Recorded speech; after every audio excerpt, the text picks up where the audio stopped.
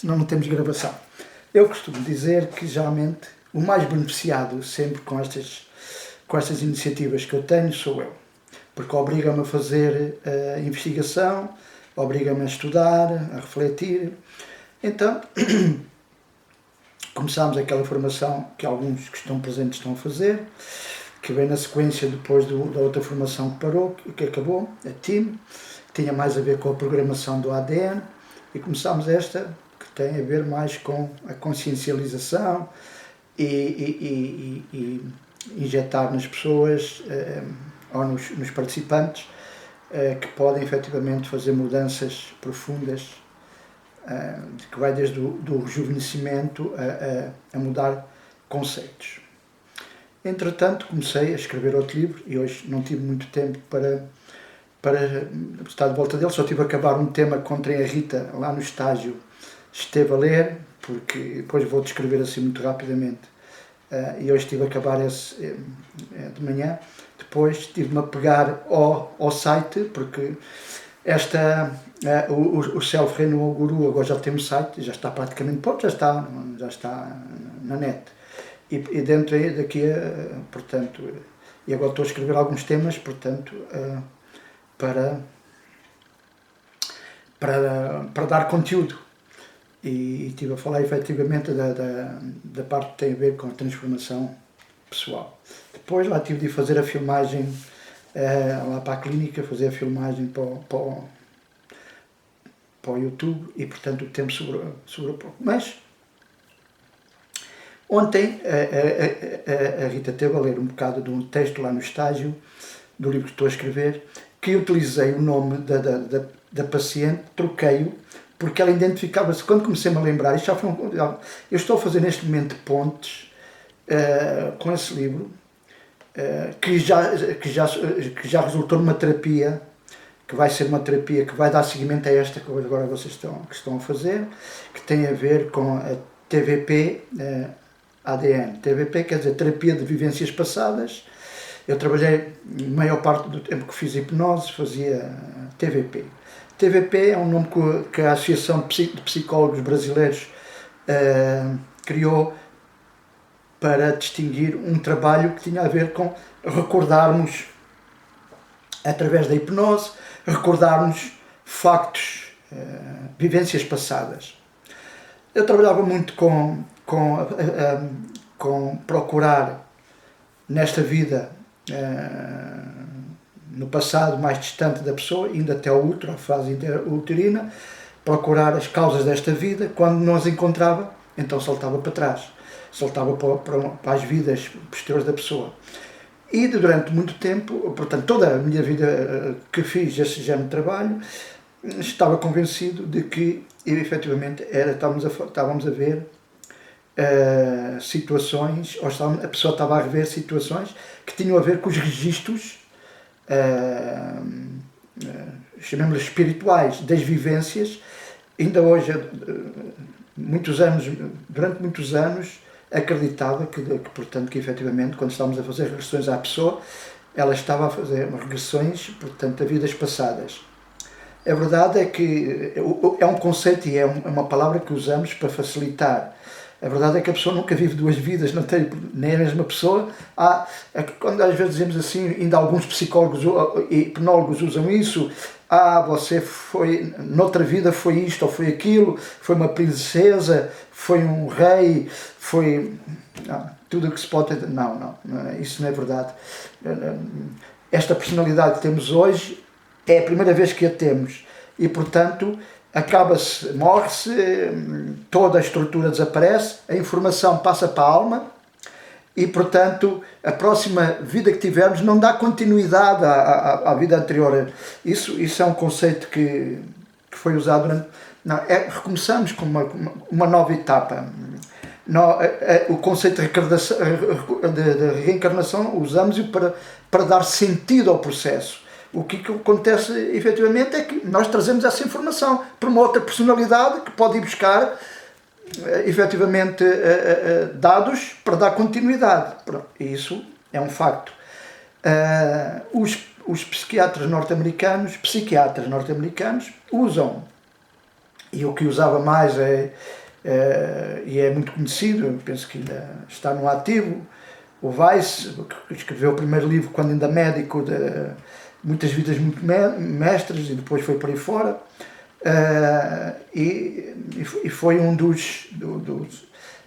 das figuras que trouxe alguma projeção para esse contexto de fazer regressões para se conseguir desbloquear determinados comportamentos que a pessoa tem nesta vida. E eu fiz assim tantas vezes quando foi preciso, portanto, levar a pessoa a encontrar padrões. Portanto, às vezes era, por exemplo, se a pessoa mal começava a falar comigo e começava a ver que havia um padrão ali, pela linguagem, pela atitude que ela me estava a falar, eu ia procurar isso, geralmente. O que eu ia encontrar, efetivamente, um padrão, por exemplo, de vítima, ou a pessoa que não sabe dizer não, ou achava, portanto, ou uma arrogante, ou a pessoa... Portanto, há sempre padrões de experiências que continuam quase eternamente a ele falhar na tentativa de ultrapassar essa situação. Quando comecei a trabalhar com o ADN e comecei a perceber que havia memórias, que o nosso ADN é onde estava tudo, comecei a mudar a minha perspectiva sobre o trabalho que se pode fazer da regressão de memória. E, portanto, fui buscar nesse livro que estou a escrever alguns temas que foram bastante importantes. Entretanto, fui buscar à medicina chinesa uns arquétipos, os 5 arquétipos que têm a ver com os 5 elementos, que é para ter bases para quem depois trabalhar com essa... É um sistema que está montado, que vai estar montado, que é de autocura, mas também pode servir como terapia. Lógico que quando fazemos autocura a nós mesmos é muito limitado. Nós podemos encontrar os padrões, podemos encontrar o nosso arquétipo e trabalhar com isso. É como nós fazemos auto-hipnose a nós. Nunca conseguimos aprofundar. Quando é a outra fazermos efetivamente esse trabalho, alguém que esteja treinado, depois conseguirá ir muito mais fundo do que nós sozinhos conseguimos fazer isso, né? Mas já se consegue fazer um trabalho porque vou criar estruturas para a autocura baseado nessa possibilidade. Bem, então uma das histórias que a Rita teve a ler ontem, com o nome foi de uma paciente que eu chamava Susana, que há uns anos, portanto, apareceu já quase no final do meu trabalho, quando eu não podia continuar. Também estava um bocado saturado porque as regressões levavam muito tempo, as sessões empenhava muito, desgastava-me, perdia muito tempo, o retorno, não fazia aquilo quase por coisa, o retorno às vezes prejudicava as outras terapias, as consultas, porque as regressões levavam muito tempo, mas tinha sempre muita gente à procura. Só que entrei por um caminho depois, que era a desobsessão, tirar entidades dentro das pessoas. Isso foi demolidor e chegou uma altura que eu quis abandonar esse trabalho e abandonei. O que acontece, mas voltando então, essa Susana, mas que agora vai se chamar Rita, e que identifiquei-a por o nome de Rita porque ela é muito parecida em alguns aspectos com a Rita, portanto, muito trabalhadora, muito afincada, muito lutadora. Essa Susana, na altura, tinha 3 filhos e era uma mulher que praticamente, mãe solteira, que tinha de lutar e, portanto, o que é que era? Ela andava sempre exausta, tinha sempre dores nos joelhos e começámos a fazer tratamento aos joelhos, portanto com a acupuntura, e andava, mas ao falarmos eu percebi que havia ali um padrão que não tinha a ver, e lembrei-me dos 5 elementos, dos arquétipos e não sei quanto, e entramos por aí. A conclusão foi que efetivamente reconhecemos que havia toda uma terapia que resultou em ela libertar-se efetivamente das condições. Ela tinha de lutar muito, tinha de trabalhar muito. Portanto, até aquelas pessoas que nunca virava a cara, achava que tinha de ser dela, tudo tinha de ser dela. Portanto, e depois percebeu que afinal não era preciso isso, que efetivamente ela tinha de dar descanso a ela tinha de perceber as coisas. E mudou. As dores, tinha sempre uma fraqueza nos rins, e nós sabemos que os rins estão ligados na medicina chinesa, ligados aos joelhos, e que está ligado à essência, e que tem um arquétipo, que tem a ver com o filósofo, que é o elemento água, pronto, e por aí afora. Pronto. Ora bem, isso deu o conceito de pensar que efetivamente tenho todas as ferramentas para criar uma estrutura de trabalho, ou individual, ou de trabalho de terapia para isso. Mas o caso que mencionei, no princípio, o primeiro caso que mencionei, foi de uma jovem que me apareceu, já estava em Lisboa, já não estava a fazer hipnose, mas aceitei, porque era um caso muito, muito estranho.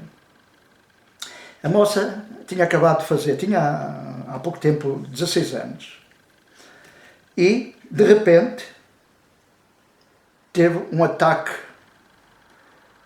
que entrou em coma depois de comer pão, coisa que ela fazia todos os dias. E começou a fazer, quando ela e a mãe vieram ter comigo, traziam, quando vieram à consulta, também vinha ela, mais a irmã mais nova, a irmã mais velha, quer dizer, a família veio quase toda. Mas ela trazia-me todos os exames. Não era celíaca, não tinha a doença de Crohn, e portanto, e os médicos não sabiam de onde é que aquilo vinha. Pronto, então achei que disse, também pouco trabalho. Entrei com a naturopatia, comecei por mandar fazer limpeza aos intestinos, estava um bocadinho sujo, é verdade, com hidrocólonos para facilitar. Mandei a mudar a alimentação, exatamente, uma desintoxicação, uma depuração, e disse a ela que não havia mais nenhum tratamento a não ser tentámos descobrir se aquilo tinha alguma coisa a ver com alguma coisa, algum trauma, alguma coisa que tivesse por trás. E perguntei-lhe se, quando lhe apareceu aquilo, se houve alguma coisa, perguntei à mãe, aconteceu alguma coisa assim, traumático que lhe tivesse acontecido antes de lhe aparecer este problema. Sim, o pai dela que morreu, o meu marido morreu num acidente de viação, no trabalho, não sei quanto, e portanto eu disse, então houve aqui um trauma, desencadeou-se um processo, vamos então para a TVP, para a regressão. E então, conforme foi-se descascando, o que fomos encontrar é que um bisavô dela, que tinha 16 anos, que teve de presenciar a família ser toda morta num campo de trigo, pelos nazis. Ela era judeu e, portanto, ela depois, o filho, essa criança, veio parar a Portugal e, portanto, ficou cá exilada e depois cresceu e criou família, depois deu seguimento à genética dele. Ora bem, então encontramos aí o padrão. O padrão estava, efetivamente, no ADN, que era, como teve o trauma do pai morrer, desencadeou aquele processo em que trigo é sinal de morte. E então, cada vez que comia trigo, ela entrava em coma. E que deixava os médicos perplexos. Como é que pode ser? Mas não há nada nela que possa desencadear. Ver como o nosso ADN pode desencadear situações e essa informação que ultrapassa a capacidade da medicina ter uma resposta. Aliás, a medicina não tem resposta para muita coisa. Acham que são os donos absolutos da verdade e depois, quando não conseguem chegar lá, portanto, começam a tentar tirar água do capote. Mas a verdade é que, pronto, ela viu aquilo, fez, portanto, normalizou-se a situação, fez algumas induções de afirmações para ficarem no cérebro dela. O que aconteceu é que a partir dali ela pôde voltar a comer pão sem nenhum problema. Então, por aqui nós podemos chegar a conclusões que eu cheguei a conclusões, quer dizer, quando fiz essas pontes, que efetivamente toda a neuroenfermagem, nós somos o nosso ADN. Eu já o tinha como conceito. Agora é que comecei a ter tempo para começar a fazer pontes, porque quanto mais vou aprofundando, estudando o ADN e lembrando daquilo que fazia, que como me orientaram e ensinaram que era através da informação que temos, portanto, no subconsciente, e eu acreditei até nisso, portanto. Mas a verdade é que depois nós entramos no subconsciente, não podia. Até nessa altura, já há uns anos, que eu afirmava que quando nós entramos no estado hipnótico, portanto, temos acesso a toda a informação que está na nossa aura. Pensava eu que era isso. Agora tenho a certeza que é no nosso ADN. Quando nós entramos nessa... Lógico, precisamos do subconsciente para acessar essas coisas. Portanto, para acessar essas coisas. Porque o subconsciente é que entra em contacto exatamente com os nossos campos energéticos, onde está, e com a nossa hélice, portanto, onde estão os registros arcásicos, onde está essa informação. Então, é preciso também saber muito sobre o ADN para chegar lá. Lógico que a medicina, quando diz que só há dupla hélice, que nós não, e quando eu afirmo que temos 12 hélices, e a medicina diz que só temos a dupla hélice, é verdade que fisicamente só temos a dupla hélice, mas as outras são todas informação, são energéticas. Exatamente como a física quântica hoje diz que só existe energia, a matéria não é mais do que o resultado da energia. Portanto, temos aqui uma área que é muito interessante, e que quando o livro e as abordagens terapêuticas estiver pronto, logo se inicia essa formação. Ok, então, mas isto com isso é só para vocês perceberem que o ADN efetivamente é a base de toda a nossa existência. Nós podemos argumentar que o cérebro é muito importante, temos várias áreas do cérebro, que o sistema nervoso é importante, tudo é importante. Mas se não houver os registros do ADN, se não estiver lá o ADN, ou se o ADN não for operativo, ou ele efetivamente tiver uma informação, um chip errado, crenças, padrões, a gente, por mais que lute, enquanto não tirar mais por lute, não consegue avançar. Eu já, mesmo no livro, já mencionei, por exemplo, que há pessoas, eu tenho a experiência pessoal, portanto, que sempre vi os meus pais trabalharem muito. Eu tinha esse padrão, e até agora, há pouco tempo, agora comecei a desacelerar, porque trabalhava todos os dias da semana, incluindo sábados e domingos, né? Todos os dias. Agora tiro a quarta-feira, porque disse, espera, vou mesmo desacelerar para coisas, porque eu achava que tinha de trabalhar muito. Não é que eu visse dinheiro, eu tinha de trabalhar muito, porque isso está registado no meu ADN. Foi o que eu vi nos meus pais, foi o que eles também, com certeza, já traziam com eles próprios, né? Trabalhar. O meu pai tinha 2 empregos, em Angola tinha uma loja que era da Defesa Civil, portanto, trabalhava toda a noite, chegava, ainda ia para a loja, depois ia às compras, não sei o quê, dormia umas horitas, lá ia outra vez para o trabalho. Era aquilo que eu via. E, portanto, era assim que eu achava que o mundo era. Aliás, nós somos as nossas crenças, nós achamos que o mundo é assim. E, portanto, é isso que registamos, é isso que está embutido. E nós, quando queremos mudar qualquer coisa, lá está a mudança, a transformação pessoal, o que é que vamos encontrar? Vamos encontrar uma série de padrões que estão alicerçados nas nossas crenças mais debilitantes, ou nessas crenças enfraquecedoras, que não nos deixam evoluir. A gente anda ali às voltas, bem tem vontade. O que é que acontece? Cada vez que tentamos dar um passo e parece que tudo não está, as coisas não estão a correr como nós estamos a esperar, nós voltamos para a nossa zona de conforto. Choramingamos, lastimamos-nos, mas não conseguimos avançar. Porquê? Porque, ao menos, podemos estar mal, mas a zona de conforto é segura. Todos somos assim, toda a gente passa por isso. Posso dizer, aqui argumentarmos que temos um ego, que o ego vai fazer isto, o ego vai fazer aquilo, é sabotador, ok, tudo isso é verdade. Mas são as crenças que baseiam-se, que nós alicerçamos, que daquilo que nós vimos, daquilo que foi registado desde criança, das heranças que trazemos emocional, e essa é pior, porque é sempre a emoção. A emoção desencadeia padrões de comportamento no nosso ADN. Então passamos a agir em função de uma reação, o que quer dizer que nos limita. Quando queremos efetivamente fazer portanto, uma transformação pessoal, vamos encontrar exatamente essas obstruções ou essas resistências que temos muita dificuldade em percebê-las. Não estamos habituados a isso. E se não houver uma estrutura, por isso é que pouca gente fala-se muito. Vamos lá então falar da transformação. Como é que hoje está-se a falar muito da transformação? A transformação é uma palavra que começa a ser usada. Porque, de onde é que ela vem? Vem, efetivamente, da PNL e do coaching. Ou seja, a PNL começou a perceber que, geralmente, as pessoas, por causa dos programas mentais que têm, portanto, está limitado e às vezes não consegue ultrapassar. E a PNL tem muito sucesso nisso, em mudar programas mentais.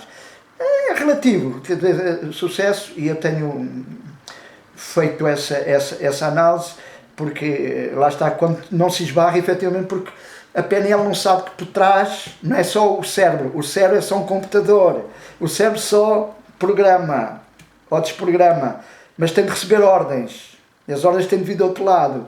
Portanto, por isso é que há tanto fracasso no trabalho com a PNL. E depois vem o coaching, efetivamente, que é a mudança, objetivos, e cria-nos, efetivamente, uma sequência de ações que se tem de fazer para ultrapassar. Ferramentas boas ajudam bastante. O pior é que vê-se que a maior parte das pessoas começam a fazer, portanto, têm um coaching para os orientar, dão alguns passos, as coisas estão muito bem, de repente derrapam. Não conseguem efetivamente chegar ao final do processo. Porque exatamente lá estão os sabotadores, as crenças sabotadoras que estão a ser armadilhadas, que são a ter sido ativadas pelo ADN, que não permitem que a pessoa avance mais, porque nós somos as nossas crenças, e se não conseguimos eliminar crenças, então por isso é que eu digo que geralmente só com um trabalho de hipnose é que se consegue, quando as transformações profundas, não há outra maneira, senão nós damos passinhos e ficamos satisfeitos porque fizemos algum progresso, o que é ótimo, mas todos nós temos um potencial enorme que está a ser desaproveitado porque não temos recursos e conscientemente não conseguimos ultrapassar patamares que nos são que não devíamos estar. Então, o que quer dizer que nós temos um potencial enorme, todos nós temos um potencial enorme. Somos nós, tudo se cria com a mente, é verdade. São palavras, são fáceis, eu farto-me de escrever sobre isso, é fácil escrever. Pôr em prática, as pessoas leem todas essas frases, não todas as que eu escrevo, mas que todos esses autores escrevem e que são muito interessantes e que faz sentido. Mas acaba-se de ler e já esquecemos. Porquê? Porque o sistema bloqueia logo, dizer assim, não, por aqui, isto é muito giro, mas deixa-me ver se há outra coisa mais interessante. Então já nos desviámos, já fomos para ver outra coisa, já fomos ver outra página, já fomos ver uma coisa mais divertida. Porquê? Isto é chato, isto implica força, implica investimento, firmeza, confiança, coisas que as pessoas não querem assumir. Quando a própria são mudanças alimentares, eu já vejo a resistência que as pessoas têm em mudar padrões alimentares. Porquê? Porque é a mesma coisa, estão baseadas em hábitos, e os hábitos o que é que são? Crenças. Achamos que é assim que as coisas na nossa vida têm de ser. E eu quando digo às pessoas, muda a alimentação e esse problema é resolvido, e ela tenta negociar. E eu digo assim, mas isto não é para negociar. Ou você quer saúde ou quer continuar doente. Não pode ser doente saudável, portanto, não há doentes saudáveis. Ou há doente ou saudável. Não, as duas coisas ao mesmo tempo não pode ser. Ou você vai numa direção ou vai noutra. Mas começa, mas eu não posso juntar mais isto, não posso juntar mais aquilo, não posso substituir isto por aquilo. O que é que está a falar? Hábitos, gostos, prazeres, necessidades emocionais. Não é outra coisa, necessidades emocionais que todos nós temos.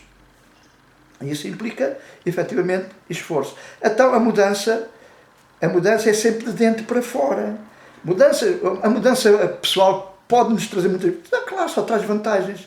Nunca vamos fazer uma mudança pessoal para pior. Porquê? Porque vamos agarrar em algumas ferramentas que nos vão fazer evoluir em todos os aspectos. Não só quando mudamos como pessoa, quando evoluímos como pessoa, quando começamos a nos transformar, todos os aspectos da nossa vida alteram-se para melhor.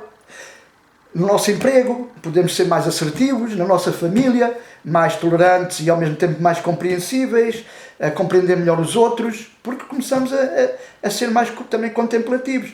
Isso é importante? Claro que é. Agora, a maneira de fazermos mudanças é que vai custar. Tentar explicar isto em páginas, as pessoas não gostam de ler muito. Então, tudo isto que estou aqui a dizer, vai haver, já está para amanhã ou depois, já no site do Self Renewal Guru. Isto, se a Sandra tiver tempo, que é a minha recepcionista, já vai lá colocar. É ela que está a fazer o site, ela que a Rita viu, portanto, que ela no dia do estágio, na terça-feira, quase que não apareceu na sala, porque disse, veja lá se me avança aí com o site, senão ela é que está, ela nunca fez nada daquilo, está a fazer, daqueles sites que se vão fazendo, já paguei para 2 anos e agora ela está a estruturá-lo. Porque essas coisas são... É preciso a pessoa ler a fundo e conseguir compreender como a transformação pessoal é uma prioridade na nossa... Devia ser uma prioridade na nossa vida. Porquê? Porque a transformação pessoal não pode ser só física, a transformação pessoal é mental e espiritual. Se nós complementarmos essas áreas, lógico que vamos ter... Tudo vai mudar na nossa vida. E o que é quer dizer tudo? Tudo que está cá dentro, porque nós somos o nosso interior. Tudo que estamos a ver lá fora é um reflexo da maneira como nós vemos a vida. Isso é importante. Muitas vezes, mas como é que... Não, a gente não está cá, nenhum de nós, neste planeta, para mudar o mundo. Nós estamos cá para nos mudarmos a nós mesmos. Para reconhecermos quem somos. Isso é difícil. Pronto, eu vejo que eu aceito perfeitamente que haja esses movimentos e acho que são... mas, geralmente, eu já até passei por isso, quando foi no ano 12, que era o grande ano que estava afirmado pelos grupos esotéricos, que era a grande mudança, o planeta ia mudar, a consciência das pessoas ia despertar, e eu participei em movimentos, a escola serviu para reunir grupos de pessoas que queriam ouvir sobre como é que ia ser depois de 2012, e aconteceu zero. O que quer dizer, porquê? Porque as pessoas não podem estar à espera que sejam os outros a mudar aquilo que somos nós que temos de mudar. E o que é que temos de mudar? Nós. Não temos de mudar nada lá fora. Porque se nós mudarmos, tudo muda. Quer dizer, se a maioria da população do planeta mudar, o planeta é obrigado a mudar. Nunca vai-se resolver as coisas por violência, nunca vai-se resolver as coisas por greves. Nesta sociedade alienada e com uma consciência social alienada, é verdade que isso... Tem de haver uma ação que eles acham, mas nós vemos que não resolve nada. Quantas empresas, estamos a falar, por exemplo, como os comboios, quantas vezes eles já fizeram greve? Alguma coisa, e o metro, quantas vezes já resolvem-los alguma coisa? Não.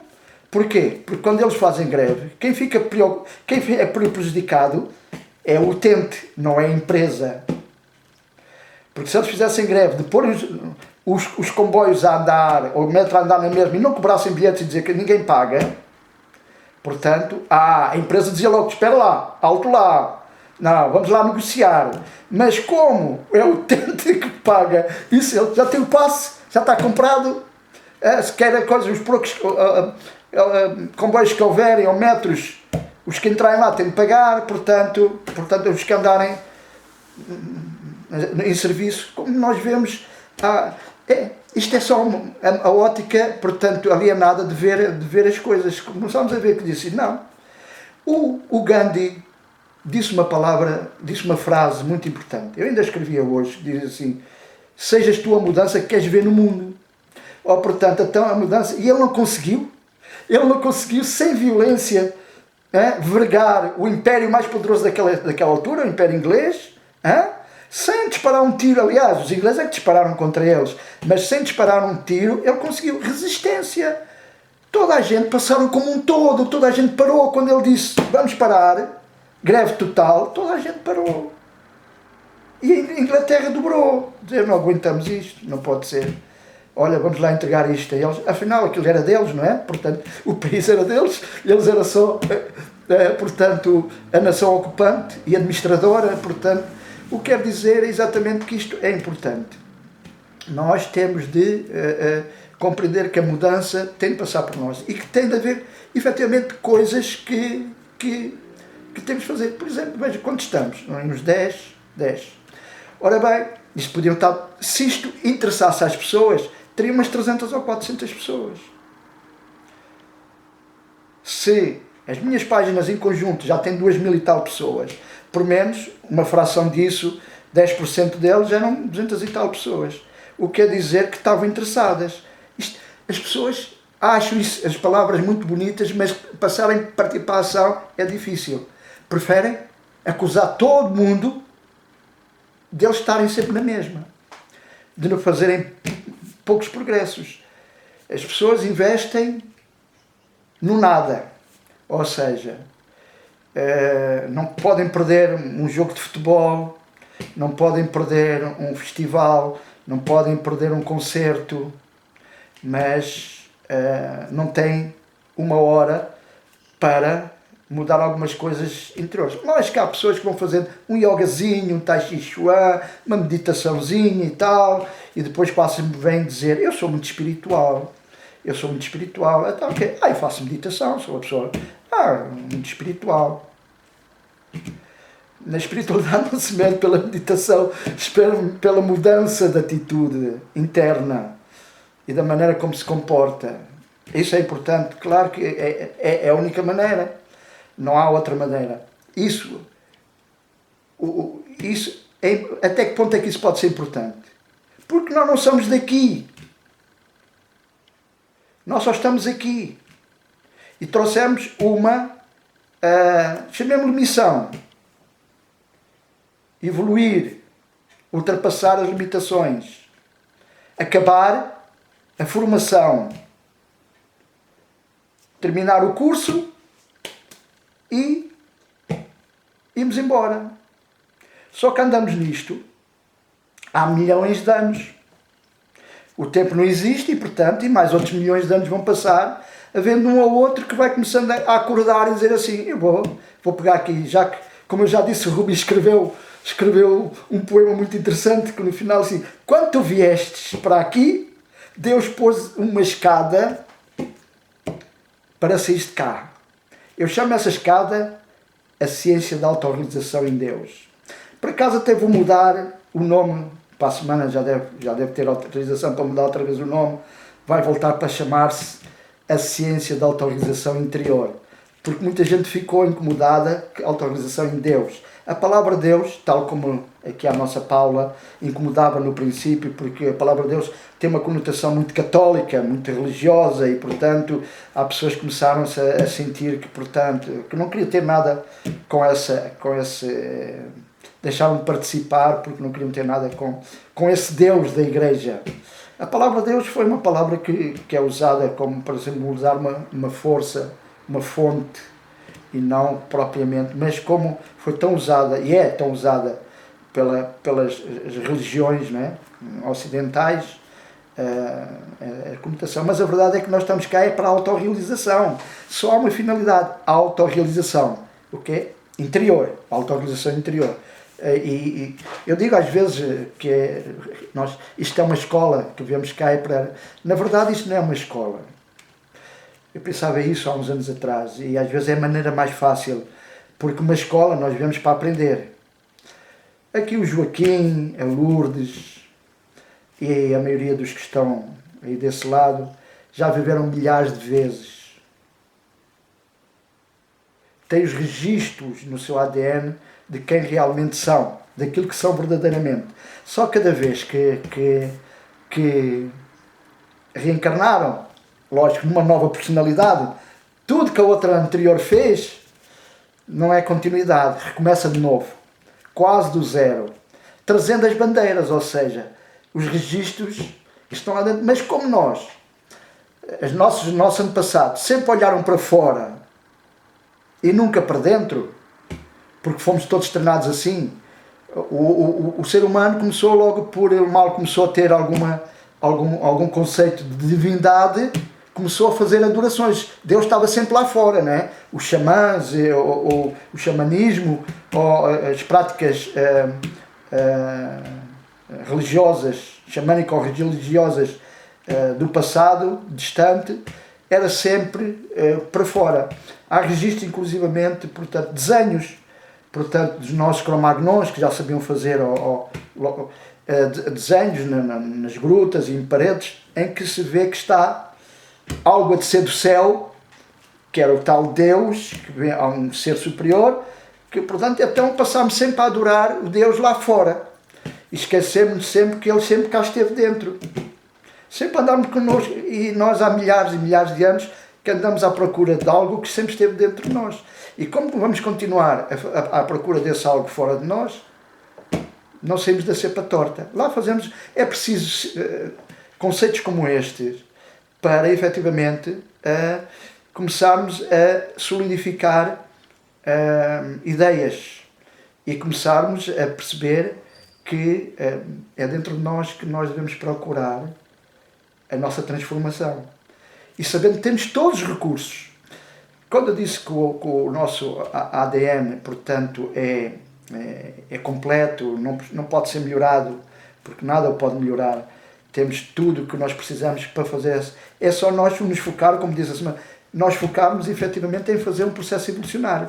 Seja rejuvenescimento externo, ótimo, mas que façamos também rejuvenescimento interno. Ou seja, começarmos a perceber o potencial que até agora temos desperdiçado, que sempre teve aí à nossa disposição, só que nós ignoramos por ignorância. Ignorância porque nunca ninguém nos disse que era ali. Lógico que mestres como Jesus sempre disse, Deus está dentro de vocês, olhem para dentro, comunguem com o vosso Criador, mas por coisas como essas é que ele foi parar à cruz, portanto, porque estava a ser impertinente para o que já estava estabelecido. Portanto, acontece e tem acontecido sempre na nossa mundo e vivência. Então, resumindo, a transformação é pessoal.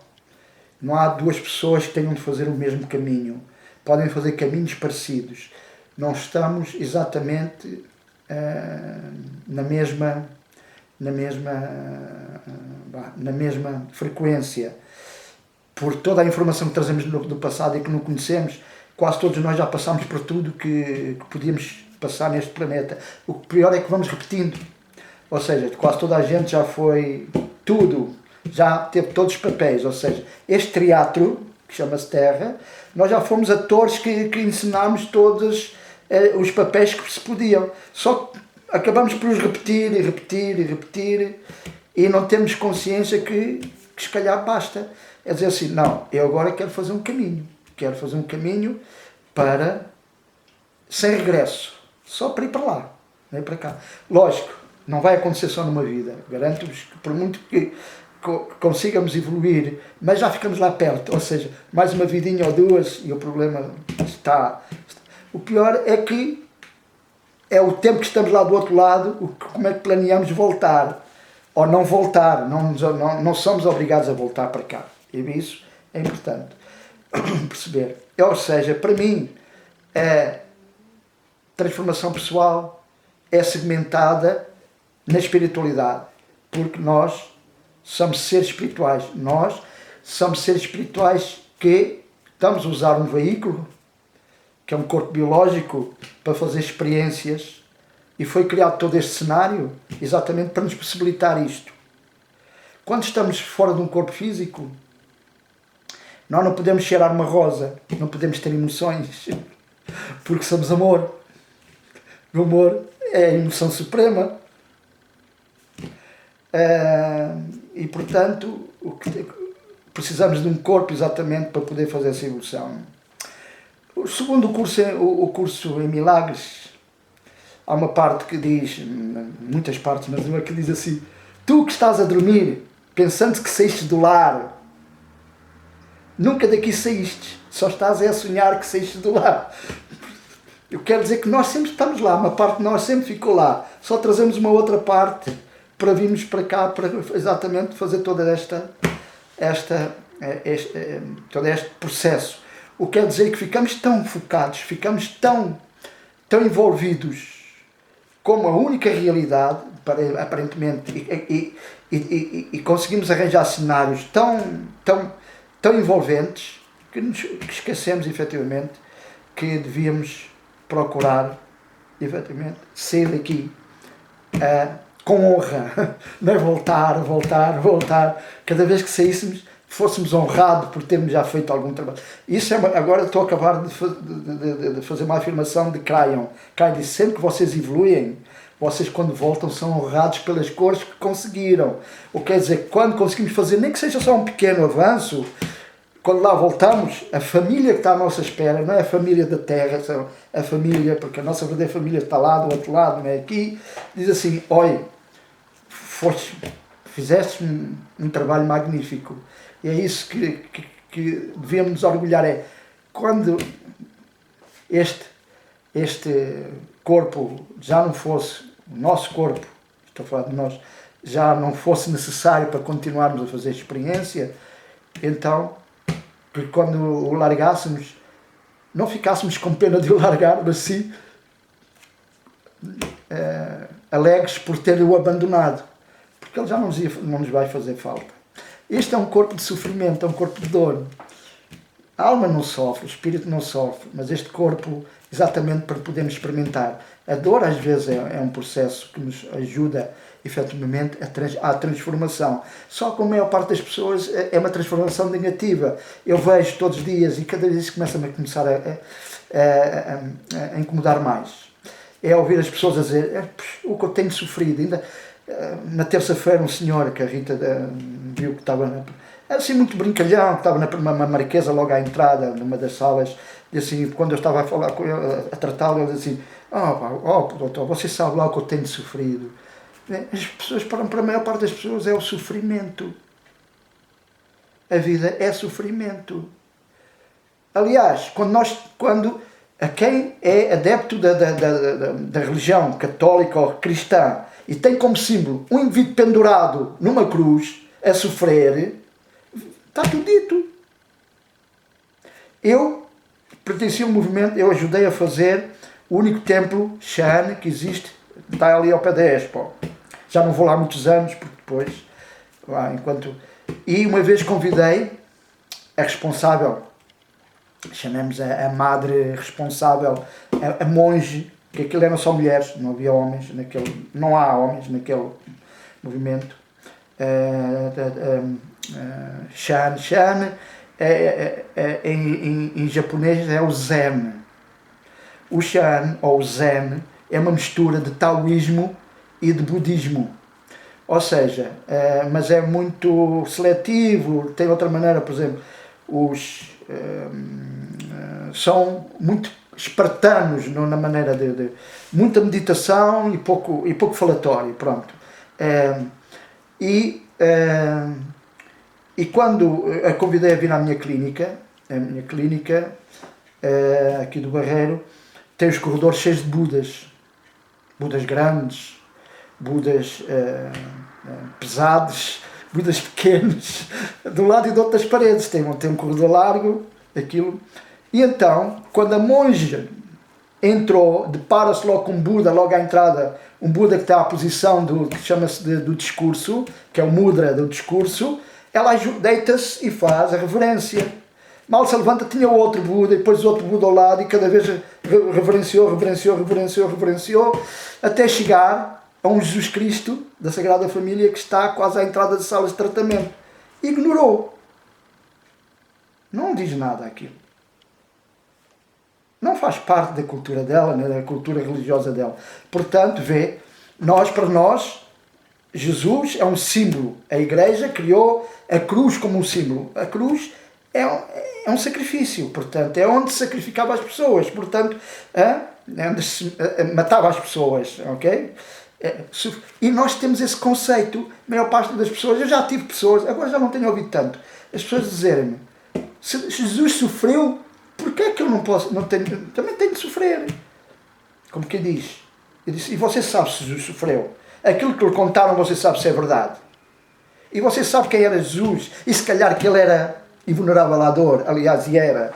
Jesus já estava muito acima das coisas mundanas. Ele, por simplesmente, não sentiu nada daquilo que lhe fizeram. Só que tinha de passar por aquele processo, porque ele aceitou vir e passar por esse processo. Jesus não é o representante da Igreja Católica. Jesus é o representante do amor. E, portanto, ele veio, é um mensageiro. Trouxe uma mensagem. E, quase sempre, como acontece, os humanos, sempre que aparece um mensageiro que não lhes agrada, acaba-se a mensagem. Limpa-se o mensageiro e a mensagem acaba. Com Jesus não aconteceu. O que aconteceu foi deturpada. Alteraram toda a história de Jesus, efetivamente, com a finalidade de servir um intento, que era dominar todo o Ocidente. Por pouco mundo. Porque com o medo, com o sofrimento, com o pecado. Então criaram critérios muito interessantes e então é o que nós temos hoje em mente. É que se nós desde o século I, todos os nossos antepassados só viram isso, veja quando chegámos à Idade Média, como é que era aquela vida, as pessoas nem para comer tinham, o diabo estava em todo lado, todos os dias havia fogueiras para queimar pessoas porque tinha o diabo dentro do corpo, ou eram sacrificadas de outra maneira, que a Inquisição era terrível. O que é que está dentro do nosso ADN? Por isso, ainda descalmei isso ontem, não sei a quem, disse assim, esta situação que está a passar agora, dos aumentos de preços, destas especulações, o que é que está a desencadear das pessoas? As recordações que têm no ADN de todos os seus ancestrais que passaram por isso, que houve altura que sobreviver era muito difícil neste planeta. No tempo dos reis, por exemplo, vocês sabem que no tempo dos reis, por exemplo, um indivíduo, um caseiro inclusivamente, alguém que tivesse filhos doentes e que fosse às propriedades do rei armadilhar e apanhar um coelho para alimentar o filho que estava doente, que já não via, se calhar carne nunca tinha visto, ou não sei quanto, era enforcado, se fosse apanhado, com uma peça de caça. Quando o rei e os seus amigos iam lá e matavam à descrição, sem contemplações. Vê? Foi assim que se viveu neste planeta. Pronto. E é assim que, portanto, penso que ficamos bem, mais ou menos bem entendidos o que é, efetivamente, está aqui a acontecer qualquer coisa outra vez com a imagem, do que é, efetivamente, a transformação. A transformação é a intenção que temos de desenvolver de uma evolução em todos os aspectos da nossa vida.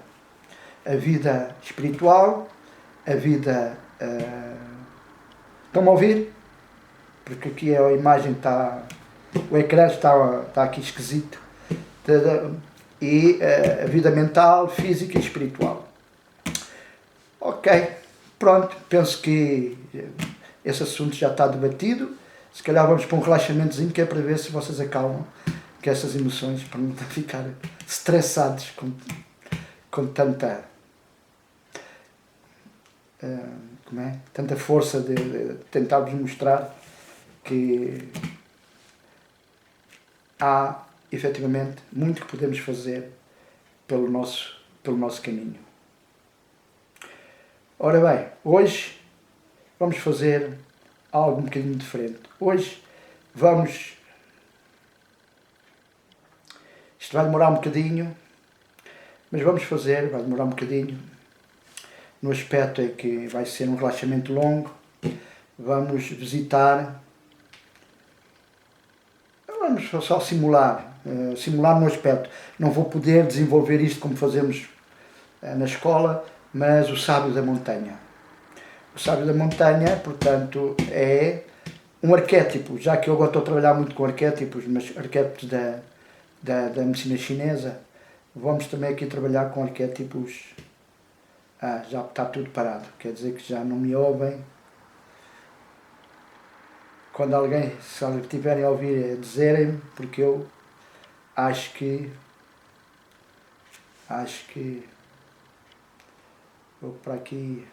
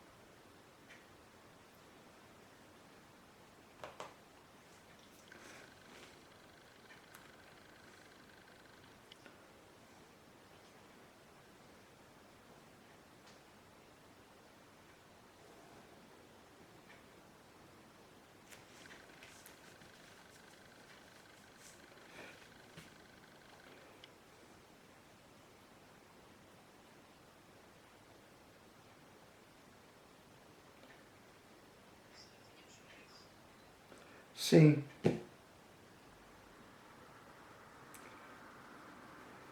Tínhamos perdido e já perdemos outra vez, pelos vistos.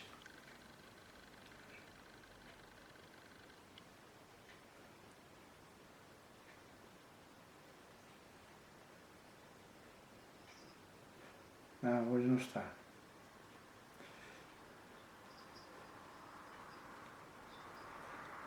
Vamos ver por quanto tempo, mas aqui está muito. Vejo aqui o ecrã está dividido. Ai, qualquer coisa aqui. Pronto, já parámos outra vez, ter imagem.